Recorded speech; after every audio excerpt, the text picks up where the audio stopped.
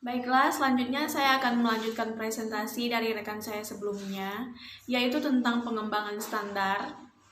Untuk memperoleh keyakinan yang memadai bahwa suatu standar wajar dan relevan, auditor meminta wakil lokal dan Dewan Keamanan Nasional atau yang biasa disebut sebagai National Safety Council untuk menelaah sebuah standar.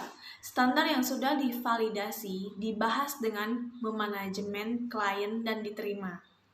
Auditor kemudian dengan yakin menggunakan standar tersebut untuk dibandingkan dengan hasil pengukuran mereka. Dengan mengevaluasi kecukupan struktur organisasi sebagai sebuah sarana untuk menghadapi bencana potensial dan dengan masalah keselamatan, maka dibuat seperangkat kriteria untuk digunakan sebagai tolak ukur dalam mengukur kecukupan sistem kontrol. Nah, berikut ini adalah kriteria yang mencangkup masalah keamanan industrial, yaitu struktur, komposisi, dan operasi komite, rencana, program, praktik, dan industri implementasi, pengawasan, pemeriksaan, dan pelaporan aktivitas. Menurut Direktur Keselamatan Kerja dan Dewan Keselamatan Nasional Lokal, bahwa kriteria ini wajar dan lengkap. Struktur organisasi bersama dengan rencana dan program yang tepat untuk mengukur kriteria akan mencerminkan sistem kontrol yang memadai dan diterima oleh klien.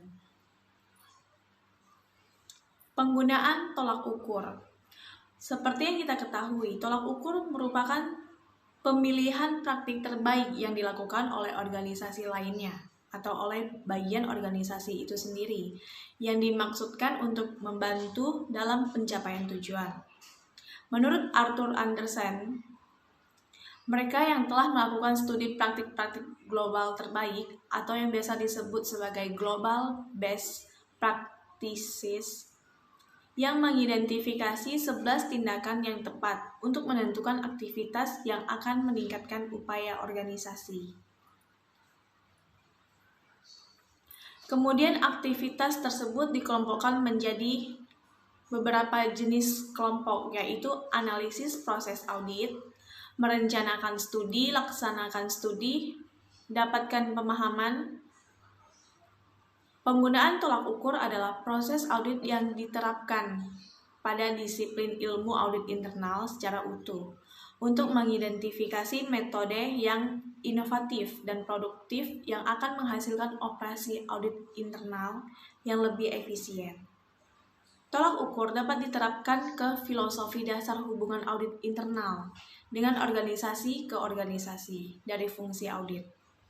Proses perencanaan, penentuan risiko, dan proses evaluasi diri, pekerjaan lapangan, proses pelaporan, dan hubungan auditor eksternal dengan Dewan Komisaris. Yang selanjutnya adalah evaluasi. Evaluasi dimaksudkan untuk mencapai pertimbangan yang benar secara matematis dan untuk menyatakan pertimbangan dalam hal yang diketahui. Evaluasi jarang digunakan untuk menentukan nilai moneter, namun lebih pada menentukan hal-hal sejenis dalam istilah yang lebih dikenal. Namun, evaluasi melibatkan lebih dari sekedar perbandingan ukuran dengan standar.